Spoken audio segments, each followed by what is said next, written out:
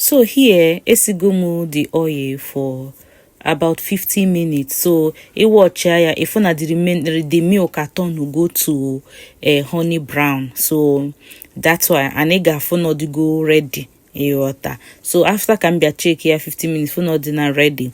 Mbialo debia aside or jewel so before ma zazia. So nzaya just to get only the oil because also the oil can ncho. You understand?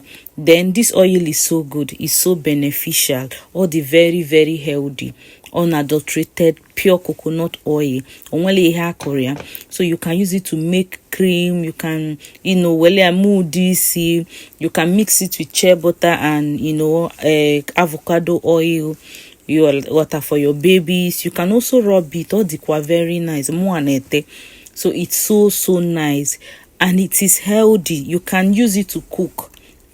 Iwele CS2, the flavor is massive. Oge take your stew from 0 to 100. It's so nice. So just look at our oil. Okay, for how pure and clean it is. This is pure coconut oil.